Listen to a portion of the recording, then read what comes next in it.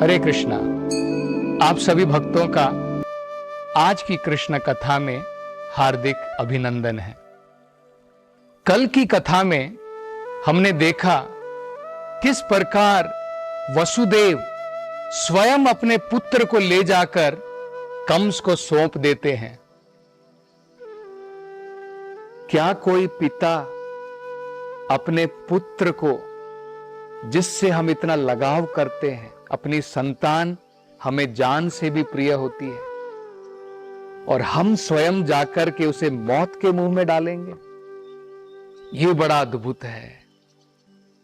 भागवतम में इस विषय में एक बड़ा महत्वपूर्ण श्लोक बताया गया है, बड़ा ही समझने लायक है। उस श्लोक को मैं जरा पढ़ता हूं। उसमें कहा है, किम दुस्सहम नु साधु नाम।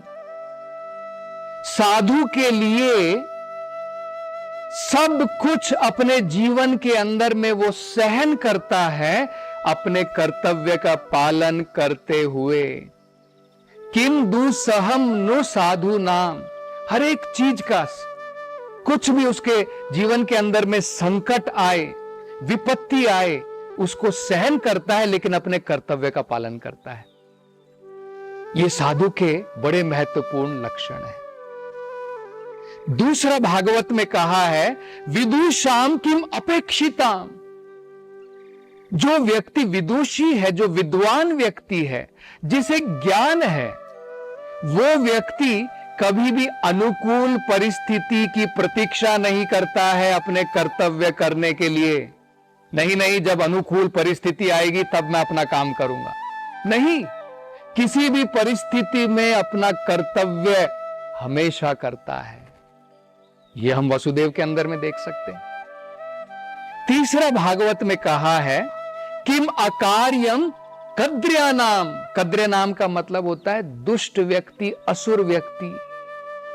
असुर व्यक्ति, दुष्ट व्यक्ति जो होता है, कौन सा घिनौना कार्य है जो वो नहीं करता है? सभी प्रकार के कार्य करने के लिए तैयार होता है।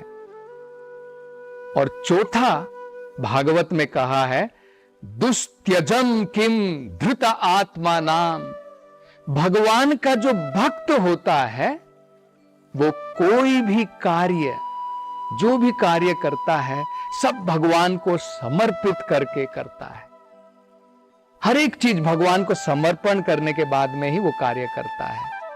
तो कंस के इस वृत्तांत से, वसुदेव के इस वृत्तांत से हम ये बड़ा महत्वपूर्ण भाग यहां पर समझ सकते हैं। इसके बाद क्या हुआ? कंस ने कहा, वसुदेव, मुझे तुम्हारे पुत्र से, पहले पुत्र से कोई भय नहीं है। आकाशवाणी में तो कहा था 8वां पुत्र मारेगा, तुम अपने इस पुत्र को वापस ले जा सकते हो। वसुदेव खुशी खुशी अपने पुत्र को वापस ले जा रहे थे, लेकिन उनके मन के अंदर में विचार था कि असुरों की बात का कोई भरोसा नहीं है। आज ये कुछ कहते हैं, कल कुछ और करते हैं। ये असुर के लक्षण होते हैं। वसुदेव अपने, जो उन्होंने एक बार वचन दिया वो करते हैं, लेकिन असुर उस प्रकार का नहीं। और उसी समय जब ये खबर नारद मुनि को पहुंची कि किस प्रकार से कंस ने वसुदेव के पुत्र को वापस कर दिया है, वो तुरंत कंस के महल में गए और कंस से उन्होंने विचार विमर्श किया। उन्होंने कहा, मूर्ख कंस, क्या तुम्हें ज्ञान नहीं है? जितने भी देवी देवता हैं, उन सब ने जन्म ले लिया है, और भगवान कृष्ण भी यदुकुल में जन्म लेने वाले हैं। तुम्हें क्या पता है? आकाशवाणी ने कहा है 8वां पुत्र वो पहला भी हो सकता है। तो जब नारद मुनि ने इस प्रकार से कहा, तो कंस ने विचार किया कि सही कह रहे हैं। तब ये प्रश्न उठ सकता है, नारद मुनि ने ऐसा क्यों किया? कंस ने तो किसी ना किसी प्रकार से वसुदेव के उस पुत्र को वापस कर दिया था, लेकिन नारद मुनि क्यों चाहते थे? इसका बड़ा महत्वपूर्ण कारण है, वो हम समझने का प्रयास करेंगे। तो फिर कंस ने क्या किया? कंस ने तुरंत नारद मुनि की बात सुनने के पश्चात अपने पिता को सबसे पहले बंदी बना लिया, मथुरा के ऊपर कब्जा कर लिया, देवकी और वसुदेव को कारागार में डाल दिया और उसकी जो संतान थी उनका वध कर दिया। इस प्रकार से एक एक एक करके कंस ने देवकी और वसुदेव के 6 पुत्रों का वध किया। वेदों में बताया है भगवान ने इन 6 पुत्रों का वध क्यों नहीं रोका। वेदों के अनुसार, आचार्यों के अनुसार, ये 6 जो देवकी के पुत्र थे ये पूर्व जन्म में असुर थे। इनका नाम था गर्भासुर। ये 6 गर्भासुर थे, हिरण्यकशिपु के द्वारा शापित थे और अब देवकी के गर्भ में उन्होंने जन्म लिया था। तो इस वृत्तांत से हम समझ सकते हैं जब तक आसुरिक वृत्तियों का हमारे जीवन से अंत नहीं हो जाता है तब तक भगवान हमारे जीवन में प्रकट नहीं होंगे। हमारा मन भी मारीच का अवतार है और मारीच के 6 पुत्र हैं। वो क्या है? काम, क्रोध, लोभ, मोह, मद, मात्सर्य। ये 6 गर्भासुर हैं। जब तक इनका वध नहीं हो जाता भगवान हमारे जीवन में प्रकट नहीं होंगे। ये कारण था नारद मुनि चाहते थे इन असुरों का वध हो। दूसरा, नारद मुनि ये भी चाहते थे कि कंस जितना जल्दी अपने पाप का घड़े को भरेगा उतने जल्दी भगवान आएंगे और कंस जैसे दुष्ट राक्षसों का संहार करेंगे। ये नारद मुनि चाहते थे। तो इस प्रकार से 6 पुत्रों के वध के पश्चात जब देवकी के 7वें गर्भ की बारी आई तब भगवान ने अपनी योग माया को आदेश दिया। उस समय देवकी के गर्भ में अनंत शेष जो भगवान के स्वयं विस्तार हैं उन्होंने देवकी के गर्भ में आश्रय लिया और ये देख करके देवकी जो है उनका जीवन जो है हर्ष से भर गया। उनको लगा कि स्वयं भगवान मेरे गर्भ में है। लेकिन उनको हर्ष भी था और शौक भी था। हर्ष इसलिए था कि भगवान स्वयं है, शौक इसलिए था जिस प्रकार से 6 पुत्रों का वध हुआ कंस इनका भी वध करेगा। और भगवान ये जानते थे, देवकी का दुख समझते थे, इसलिए भगवान ने क्या किया, तुरंत योग माया को बुलाया और योग माया से कहा, उनको आदेश दिया कि मैं तुम्हें आदेश देता हूं कि देवकी के गर्भ में जो मेरा विस्तार है, अनंत शेष है, तुम उसका स्थानांतरण कर दो देवकी के गर्भ से रोहिणी के गर्भ में। रोहिणी वसुदेव की पत्नी थी जो नंद बाबा के घर में गोकुल में रहती थी कंस के भय के कारण। दूसरा उन्होंने आदेश दिया, 8वें पुत्र के रूप में जब मैं जन्म लूंगा, देवकी के गर्भ में मैं जब आऊंगा, उस समय तुम भी पुत्री के रूप में यशोदा के घर में जन्म लोगी, मेरी बहन के रूप में। और वेद में बताया है, भागवत में बताया है कि क्योंकि योग माया ने जब यह आदेश का पालन किया, देवकी के गर्भ से 7वें जो उनके पुत्र थे उनका स्थानांतरण किया, भगवान ने कहा इसलिए उनको संकर्षण कहा जाएगा। क्योंकि देवकी के गर्भ से रोहिणी की गर्भ की तरफ आकर्षण हुआ, इसलिए उन्हें संकर्षण कहा जाएगा। और क्योंकि वे स्वयं आध्यात्मिक बल के मूल कारण रहेंगे, जिसके द्वारा आध्यात्मिक आनंद की प्राप्ति होगी, उन्हें बलराम कहा जाएगा। वो बलहीन आत्मा न लभ्यः। वेदों में कहा है आत्म साक्षात्कार बिना बलदेव की कृपा से संभव नहीं है, इसलिए उन्हें बलदेव या बलराम कहा जाता है। तो जब इस प्रकार से योग माया ने ये कार्य किया, स्थानांतरण जब किया, भगवान की योग माया के द्वारा किसी को भी ये पता नहीं चला। सब लोगों को लगा कि देवकी का 7वां गर्भ उसका गर्भपात हो गया है।